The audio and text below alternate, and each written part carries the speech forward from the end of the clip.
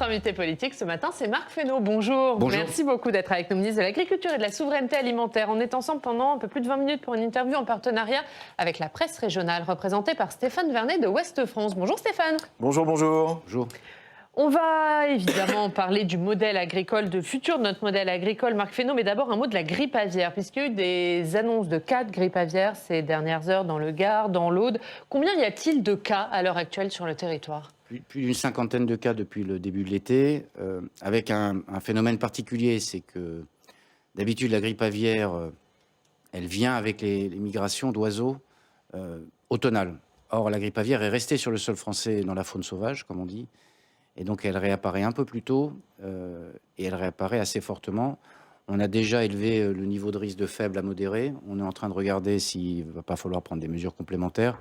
Élevé à nouveau ? Pour essayer de protéger le maximum d'élevage dans une période qui est particulièrement cruciale. Comme vous le savez, on a beaucoup accompagné la filière et j'aurais salué les efforts de la filière. L'État a mis 1 milliard à 100 millions d'euros pour accompagner les pertes et aussi pour faire évoluer ce qu'on appelle la dédensification, pour faire en sorte que les élevages soient mieux protégés. Et puis on a un sujet particulier à l'ouest, puisque c'était la zone où se concentraient ce qu'on appelle les accouvoirs, les zones où on produit les jeunes canetons en particulier qui vont après dans d'autres élevages. Et donc, on a besoin de protéger absolument parce qu'il y a de la ressource génétique, il y a de la qualité de produits à venir. Et donc, on a besoin de travailler. Donc, on va regarder là dans les heures et les jours qui viennent s'il y a nécessité ou non d'élever le niveau de risque. On est dans un niveau de risque qui est très important. On l'avait déjà fait en 2000. Il y a un certain nombre de pays qui l'ont déjà fait d'ailleurs. Donc, on va regarder. Qu'est-ce qui vous ferait prendre cette décision ? C'est la dynamique, au mauvais sens du terme, de cette épidémie, c'est-à-dire le nombre d'élevages concernés et la répartition géographique, souvent sur les zones de migration d'abord. Est-ce que justement sur ces zones de migration, il faut prendre des mesures de confinement notamment Les mesures qu'on prend généralement, c'est des mesures qui visent à confiner... que vous envisagez de prendre. Mais ça fait partie de la panoplie des mesures, mais vous permettrez qu'on en discute avec les représentants professionnels, parce que ce sont des mesures qui sont compliquées à prendre et des mesures qui sont difficiles pour les éleveurs. Et donc, il faut aussi qu'on travaille avec eux pour voir comment on ajuste au mieux ces difficultés-là. Il y a de nouveaux abattages qui sont prévus ? C'est la règle. Quand un élevage est contaminé, il y a des abattages, il y a des zones d'exclusion où on fait du vide sanitaire. Donc, le protocole est assez connu. Par ailleurs, on travaille pour ajuster depuis quelques mois, parce que c'est une demande qui n'était pas illégitime. Il faut l'étayer par la science. Regardez les élevages qui sont en plein air, regardez ceux qui sont des labels de plein air, regardez ce qu'on peut faire pour ajuster les choses. Et puis les espoirs qu'on nourrit autour de la mise en place d'un vaccin, puisqu'on avait obtenu, Julien Denormandie et moi dans sa suite, mais c'est Julien Denormandie qui avait beaucoup travaillé pour faire en sorte qu'on puisse obtenir une expérimentation vaccinale qui est en cours et dont on aura des résultats au tournant de l'hiver. Non. Vous savez que sur les vaccins, il faut toujours avoir un peu de recul, en animal comme en humain, et donc on a besoin d'avoir un peu de recul. Vous évoquez la nouveauté, le fait que la grippe aviaire était restée sur le sol français finalement tout l'année, il n'y a plus de saisonnalité. Est-ce qu'on sait pourquoi ? Non, on est en train d'y travailler avec le Lances, avec les spécialistes de la question, les ornithos aussi. On ne sait pas bien pourquoi, il faut reconnaître parfois quand on ne sait pas et que la science ne peut pas éclairer. On est en train d'y travailler pour regarder pourquoi en faune sauvage c'est resté cette année. Vous avez des infos sur l'état de la faune sauvage justement ? Parce que cette épidémie, elle ne décime pas que les élevages. Alors on essaie de travailler avec les organisations non gouvernementales de protection de l'environnement, notamment avec la LPO, pour essayer de déterminer. Alors on a eu des cas dans certains, c'est plutôt circonscrit, mais parfois il y a des éléments difficiles en faune sauvage parce que c'est par nature tous les animaux ne sont pas recensés. Il y a ceux d'abord qui sont porteurs et qui tombent peu malades parce qu'ils sont moins sensibles. Mais vous avez des espèces qui sont décimées? Non, pas particulièrement. On a eu des cormorans. Enfin, on a un certain. Les goélands. Voilà, on a eu ça en Bretagne en particulier, qui est plutôt de cette région-là. Mais on le voit physiquement. Oui, on le voit physiquement. Et donc le risque aussi, c'est, alors ça, on peut pas y faire malheureusement grand-chose. On l'a vu aussi au Canada, on l'a vu au nord de l'Europe, des populations de faune sauvage qui sont assez en risque. Oui. Est-ce que le risque à l'arrivée, c'est qu'on finisse par avoir un élevage aviaire qui ne puisse plus avoir de l'élevage en extérieur? Mais c'est pour ça qu'on essaie de travailler. Ça peut être un des risques, mais la vaccination peut être un élément. Puis il faut qu'on dose notre réponse aussi à ce que nous dit la science au fur et à mesure qu'on a des connaissances plus nombreuses sur cette épidémie de grippe aviaire. Et donc c'est ça qu'on essaie de regarder. Le risque, ça peut être celui-là. Et donc c'est sur quoi il faut qu'on travaille. Un dernier mot, puisqu'on approche de Noël. Est-ce que la filière foie gras française est en danger aujourd'hui ? Alors, elle a été en danger, elle reste en grande fragilité parce que tous les élevages n'ont pas pu avoir les animaux dont ils avaient besoin pour produire du foie gras. Simplement, je voudrais saluer d'abord la capacité de résilience de cette filière. qui permettra d'avoir du foie gras pour les fêtes de fin d'année. Mais évidemment, c'est un équilibre fragile, parce qu'il va y avoir une baisse de production, et donc on aura des éléments, on aura de quoi avoir et fournir en foie gras, évidemment en moins grande quantité que les années précédentes, pour des questions de recharge. Mais ça a été vu avec la filière, ils le savent. Une hausse des prix ? Pas forcément légère, mais pas forcément très significative. Et des aides prévues pour cette filière ? Les aides, oui, les aides ont été faites à la fois pour couvrir les pertes liées à l'enfermement ou à la destruction parfois d'élevage entier pour des raisons sanitaires, et puis par ailleurs pour accompagner la filière. Sur la question des bassines, puisqu'il y a 10 jours avait lieu une manifestation interdite d'opposants aux bassines à Sainte-Soline dans les Deux-Sèvres. Parmi les manifestants, il y avait des députés, dont Sandrine Rousseau, et 36 députés de la majorité à l'Assemblée, dont des Modem, ont écrit à la présidente Yaël Braun-Pivet pour demander des sanctions contre les députés présents dans ces manifestations interdites, disant avoir été choqués par leur présence et que ce type de comportement abîme l'image de l'Assemblée. C'est ce qui est écrit dans leur lettre. Est-ce que vous êtes d'accord avec ça ? Alors, moi, il ne m'appartient pas, j'ai été aux relations avec le Parlement, d'interférer dans les décisions disciplinaires de l'Assemblée. Deuxième élément, je pense que c'est pas... permettrait de dire, je pense que c'est pas la seule voie. On peut aussi essayer de faire entendre raison aux uns aux autres. Quand vous êtes parlementaire, vous votez la loi. Et donc, vous entendez que la loi soit respectée. Donc, quand vous êtes parlementaire et que vous allez sur le site d'une manifestation qui est interdite, et deuxièmement, sur un projet qui, lui, a respecté l'ensemble des critères de la loi, qui a purgé tous les recours qui étaient possibles, et qui, par ailleurs, on en reparlera peut-être, a plein de vertus, je trouve qu'on fait des fois à son mandat de député, parce que sur d'autres sujets sur lesquels ces mêmes députés pourraient trouver que la loi est bien, qu'est-ce qu'on fera le jour où d'autres personnes viendront sur tel ou tel endroit pour dire « moi, je ne respecte pas la loi ». Donc la loi, elle n'est pas à deux vitesses. Et donc j'en appelle un peu à la raison de chacun. La loi, en démocratie, si on commence à se mettre dans la philosophie de ne pas respecter la loi et d'inciter à ne pas respecter la loi, dans une manifestation dont on savait qu'elle pouvait produire des risques violents, au fond, vous accréditez, malgré vous parfois d'ailleurs, vous accréditez parfois les phénomènes violents. Je répète, parfois malgré vous. Et deux, en démocratie, le principe de base, c'est de respecter la loi. Sinon, c'est la loi du plus fort qui va s'imposer. Est-ce que le chantier a repris sur place ? Il est en cours, je n'ai pas des éléments récents, mais le chantier va reprendre, ou il a repris aussi tranquillement. Mais il va reprendre. Oui, il va reprendre. Vous ne cédez pas aux demandes des manifestants qui demandent un moratoire de 15 Après, jours. c'est le calendrier du chantier. Vous savez comme moi que les chantiers reprennent au gré parfois d'événements qui n'ont pas de lien avec des manifestations. Mais la volonté, c'est que le chantier reprenne. C'est bien pour ça, d'ailleurs, que nous avons fait en sorte qu'il n'y ait pas eu de dégradation majeure sur le site, parce qu'il faut que ce chantier reprenne. Pourquoi ? Parce que ce projet, il a été validé. Il a été y compris validé par des associations de protection de l'environnement. Et donc, il faut que ce chantier... Sinon, là aussi, on donnerait raison aux casseurs. On donnerait raison à ceux qui, comme seul moyen d'action, une fois qu'ils ont purgé les moyens légaux, utilisent les moyens illégaux. Ça ne peut pas marcher comme ça en démocratie. Excusez-moi, mais dans un passé récent, on a eu l'exemple de l'aéroport Notre-Dame-des-Landes, où tous les recours juridiques avaient été purgés, il y avait eu un référendum local, etc. Le projet était validé, il devait se faire, il ne s'est jamais fait. Donc, je ne sais plus si tous les recours juridiques avaient été purgés, mais en tout état de cause. Mais là, reconnaissons, pour avoir suivi à l'époque, j'étais président de groupe du groupe Modem à l'Assemblée nationale, que nous avions un abcès de fixation et un point de fixation avec des phénomènes de violence qui étaient très prégnants, et une difficulté. Est-ce qu'on peut avoir le même type de c'est ça ce qu'on a fait en sorte. C'est ça ce qu'on a fait en sorte d'éviter. Il y a une dizaine de jours pour éviter qu'il y ait des points de fixation et que des gens viennent s'installer sur des territoires pour empêcher que des projets puissent naître. À vrai dire, sur Notre-Dame-des-Landes, juste pour dire un mot. Un projet qui a 30 ans de recul, parce que c'est presque 30 ans, il faut se poser la question quand même de pourquoi il a mis 30 ans avec autant d'aternoiement. Parce que pour avoir été élu local, je reste élu local. Quand un projet met 30 ans à sortir de terre, c'est qu'il y a peut-être des questions à se poser. Et les bassines, là, elles sont vraiment indispensables. L'agriculture française en a besoin aujourd'hui dans le contexte qui est le nôtre. Alors d'abord, je suis désolé de rappeler des choses qui sont un peu des évidences. S'il n'y a pas d'eau, il n'y a pas d'agriculture. Et quand il n'y a pas d'eau pendant 4 mois, il n'y a pas d'agriculture.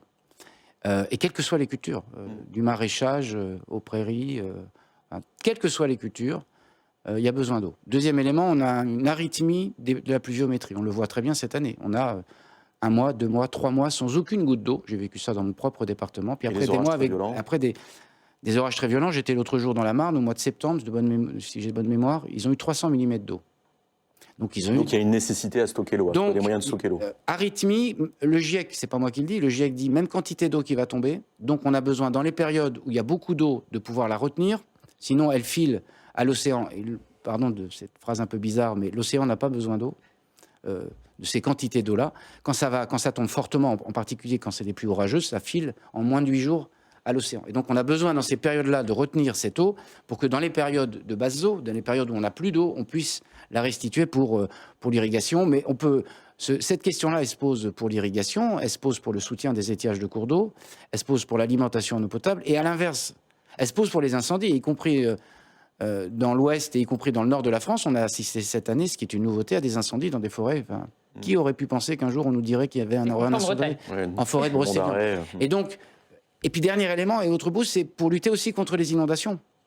Parce que quand il y a beaucoup d'eau, donc c'est à la fois vertueux quand on manque d'eau et vertueux quand il y a trop d'eau, parce que ça permet de stocker un peu d'eau et d'éviter qu'elle déborde. Mais est-ce qu'il y a d'autres pistes que ces bassines Mais il y a plusieurs pistes. Non, le principe de ces réserves de substitution, c'est un principe, on pompe dans la nappe en période hivernale, c'est le principe de ce projet. Dans le moment on pompe ce qui est autorisé. C'est pas... Donc le surplus de la nappe phréatique. Le bar n'est pas ouvert, si vous me permettez cette expression. On pompe la quantité qui est autorisée en fonction du niveau de la nappe. Dans ce territoire en particulier, ce sont des nappes qui réagissent beaucoup à la pluviométrie. Dès qu'il pleut, la nappe se remplit. Ce n'est pas le cas dans mon territoire. Dans mon territoire, la percolation de la nappe jusqu'à la nappe est beaucoup plus lente. Et donc là, on a des mesures d'une autre nature. Mais ici, c'est sous cette modalité-là. Dans d'autres cas, c'est des réserves collinaires plus classiques.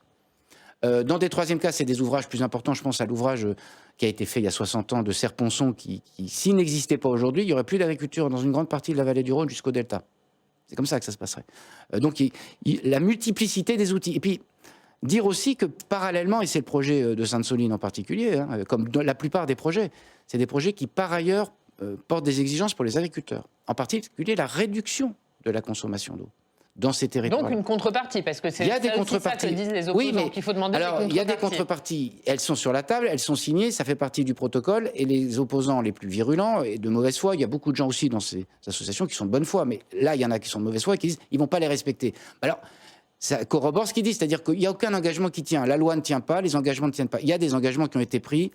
Il y avait plus de 20 millions de mètres cubes qui étaient pris dans ce territoire pour l'irrigation. On n'est plus qu'à 12. Et sur les 12, il n'y en aura plus que 6 qui seront pris en période estivale. Je répète, on passe de 20 donc à 6. Mais pourquoi ? Parce qu'il faut travailler sur des cultures moins gourmandes en eau. Il y a culture moins gourmande parce qu'on a de l'irrigation qui est de plus de précision. Le plan France Relance, il sera poursuivi d'ailleurs dans France 2030, va permettre d'accompagner des systèmes d'irrigation qui permettent que chaque goutte d'eau soit utile, si vous me permettez cette expression. Pour finir sur cette question de l'eau, est-ce qu'il faut aussi travailler sur le traitement des eaux usées, sur la récupération ? Oui, alors ça fait partie. Alors il y a deux sujets, si vous me permettez, parce que c'est un sujet important et c'est important qu'on puisse dire les choses. Il y a d'abord un certain nombre de masses d'eau qui sont peu utilisées. Il y a beaucoup d'ouvrages en France et qui peut-être pourraient être mobilisés. Je pense aux canaux qui sont parfois très envasés et qu'on aurait besoin de désenvaser parce que ça ferait des masses d'eau qui sont... On considère parfois que dans certains territoires, un tiers du volume d'eau qui pourrait être stocké dans les canaux n'est pas stockable du fait d'un envasement qui est trop important. Donc il faut qu'on travaille sur ces masses d'eau qui existent déjà, les ouvrages existent déjà et qu'on pourrait mobiliser. Et puis la réutilisation des eaux de stations... d'épuration, comme on dit. En France, c'est 1% de l'eau qui est réutilisée. En Italie, c'est 14%. En Espagne, c'est 8%. En Californie, c'est 80%. Que je sache, il n'y a pas de sujet sanitaire qui a été posé par cela. Donc, on a besoin de développer une culture qui soit une culture de la réutilisation. D'ailleurs, c'est valable pour l'agriculture, c'est valable aussi pour l'agroalimentaire. Juste une précision sur la sécheresse. On est toujours en état de sécheresse ou pas ? Et à quoi est-ce qu'il faut On est toujours en état de sécheresse. Moi, je réunirai dans les prochaines semaines aussi. On va regarder où on en est. Parce que là, on rentre dans la phase où, pour les cultures, puisqu'il y a peu de choses qui nécessitent beaucoup d'appels d'eau, on rentre en période automnale et hivernale. La crainte, la vigilance qu'on doit avoir, c'est de regarder si ça va se recharger. Pour l'instant, on n'est pas à ce stade-là. Il y a beaucoup de départements qui sont encore en vigilance avec des mesures de restriction parfois encore faibles, mais qui existent encore parce que les nappes ne se sont pas rechargées. Est-ce que ça veut dire qu'il faut qu'on s'attende à une année... On peut avoir une année catastrophe l'année prochaine comme cette année ? C'est pas comme ça que vous le dites, et c'est pas comme ça que je veux le dire. J'essaie de ne pas être collapsologue chaque mois parce que sinon ça va être compliqué pour chacun d'entre nous. En tout cas, il faut être vigilant, oui, parce que c'est de la recharge de la nappe, de la pluviométrie qui va tomber, dépend l'année qui va venir. On va parler des hausses de prix, Stéphane. Oui, alors concernant les hausses de prix, Bruno Le Maire dit qu'il n'y a pas eu de profiteurs de distribution dans l'alimentaire. Ni les agriculteurs, ni les distributeurs, ni l'industrie agroalimentaire n'ont pris au passage de rémunération excessive. Est-ce que vous confirmez C'était notre intuition. C'est d'ailleurs le rapport. Vous avez pu objectiver ça ? Oui, c'est objectivé dans le rapport, d'ailleurs, qui a été produit, pas par moi, par des inspecteurs qui ont fait les choses sérieusement. Vous vous souvenez qu'au cœur de l'été, il y avait eu une polémique de certaines enseignes qui disaient qu'il y a des profiteurs de guerre. Donc et donc ce rapport démontre l'inverse, c'est-à-dire que Tout le monde a joué le L'augmentation des tarifs, alors c'est un deuxième sujet si vous me permettez, mais sur l'augmentation des tarifs, les tarifs, les hausses qui ont été passées, et parfois on est encore un peu loin, je pense à la transformation, où la transformation elle a à la fois la répercussion des prix agricoles, et puis la répercussion de tous les coûts induits. Après, quand vous transformez l'appel d'énergie et les emballages de nature diverse qui font des surcoûts, et donc là on a encore des difficultés, mais je crois que de ce point de vue-là, les opérateurs, ils ont essayé d'être raisonnables pour une raison simple, c'est qu'en face d'eux, ils ont des consommateurs, et donc il faut essayer d'être modéré dans les choses. La deuxième chose que dit le rapport, c'est que Egalim a plutôt bien fonctionné.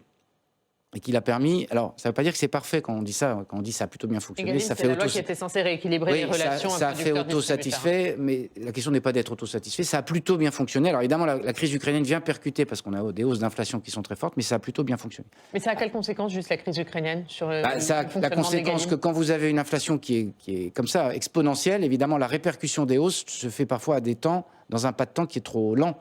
Et donc une charge de trésorerie pour les producteurs qui est parfois trop forte. Et puis cette année, en fin d'année, là, les questions des coûts énergétiques qui montent encore et qui posent des problèmes à d'autres types de production. Je pense aux endives, je pense aux pommes de terre. Enfin, je pense à un certain nombre de secteurs qu'on va accompagner, qu'on va tâcher d'accompagner. Deuxième et troisième élément. Il y aura des aides, notamment pour les endives. Parce que Xavier Bertrand, il alerte là-dessus. Oui, on est en train de caler un dispositif qui permettra, je le pense et je le crois et je l'espère, de répondre à ces exigences-là, même si c'est difficile pour tout le monde, reconnaissons-le. Après, est-ce que les opérateurs ont toujours joué le jeu ? Vous avez vu par ailleurs que sur la sollicitation des ministères de l'économie et du ministère de l'agriculture, je voudrais saluer le travail qui a été fait avec Roland Lescure et Olivier Grégoire. On a travaillé sur ce qu'on appelle les pénalités logistiques. La direction générale de la répression des fraudes a constaté qu'il y avait des opérateurs de distribution qui visent en fait à dire que quand vous n'êtes pas livré dans les temps, alors parfois ça mériterait d'être montré un jour. Il n'y a pas de secret, sans donner le nom de l'enseigne, parce qu'on n'est pas là pour faire ça, mais des gens qui arrivent avec 5 minutes de retard et on leur affiche des pénalités logistiques. Quand vous savez les difficultés qu'il y a eu sur le gasoil, quand vous savez les difficultés qu'il y a à trouver des chauffeurs pour conduire, allez appliquer une pénalité à la première minute de retard, et donc ces pénalités elles visent à dire vous avez du retard et donc je vous demande une réfaction sur la façon. On va pas façon de réintroduire les rétro-commissions qui existaient dans la grande distribution. Et c'est pour ça qu'elles ont été encadrées, c'est pour ça qu'on avait demandé un moratoire d'ailleurs globalement pour essayer d'avoir des pratiques commerciales, sauf fournisseur qui est de mauvaise foi et qui ne veut pas livrer. Mais globalement, les transformateurs, ceux qui fournissent la grande distribution, ils essaient de le faire dans des conditions qui ne sont pas faciles en ce moment. Parce qu'il manque des emballages. Et donc, c'était une manière déguisée d'essayer de retrouver de la marge. Ce que vous êtes en train de nous dire, c'est que la loi Egalim a permis d'améliorer les conditions de rémunération des producteurs, des agriculteurs eux-mêmes. Donc ça, c'est plutôt positif. C'est plutôt positif. Par contre, pour tout ce qui est opérateurs intermédiaires, les transformateurs, il y a toujours une grosse pression.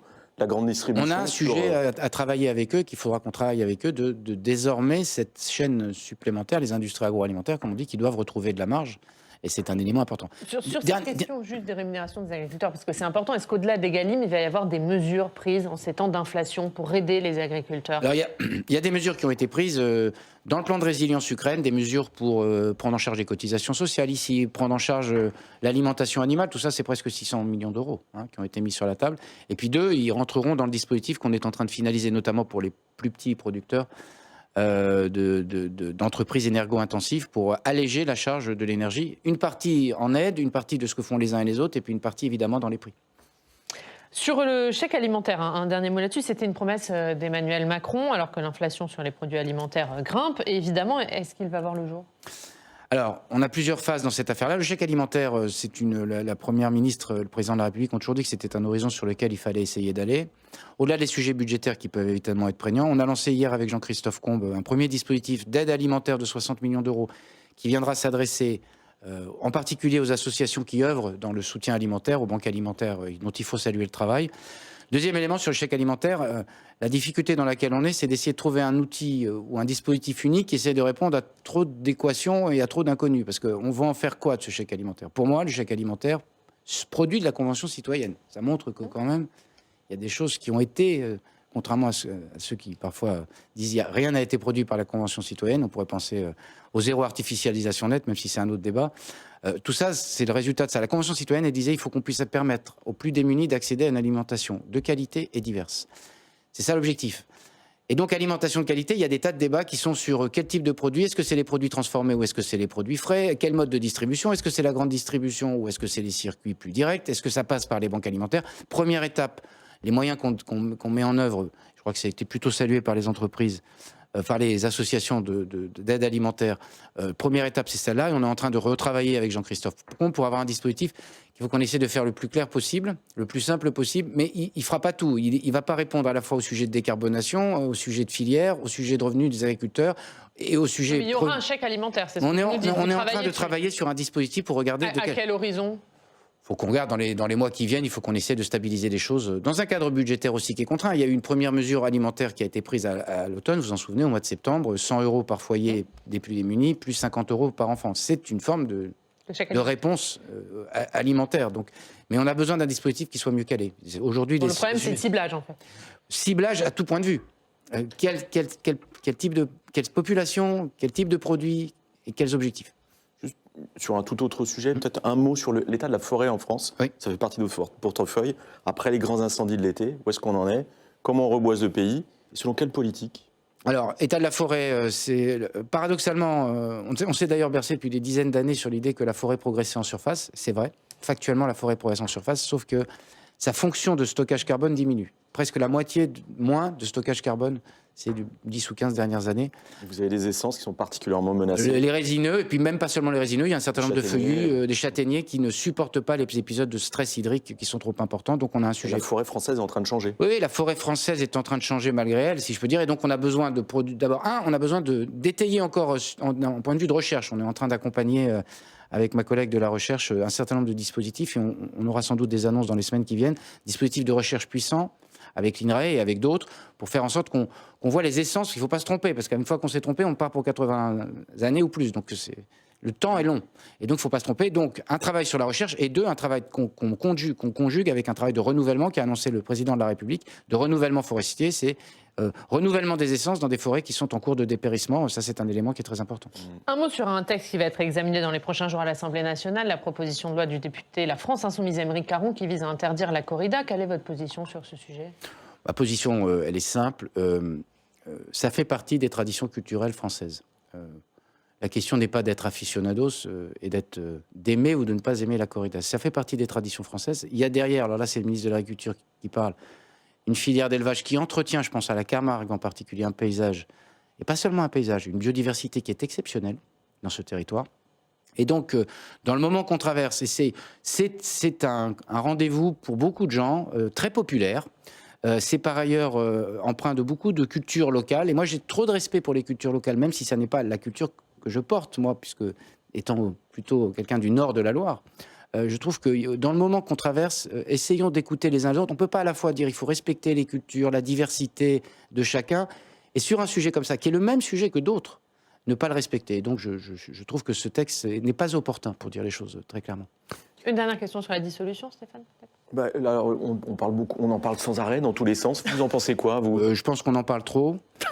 Vous êtes favorable? Vous seriez favorable? D'abord, ça n'est pas une décision du ministre de l'Agriculture, donc commençons par... Moi, j'essaie de m'occuper du périmètre qui est le mien, comme vous le voyez. Deux, je trouve que les parlementaires de la majorité essaient de faire un travail dans des conditions qui sont difficiles. Passer son temps tous les matins à dire attention, comme s'ils pouvaient être sensibles à ce type de menace, je pense que...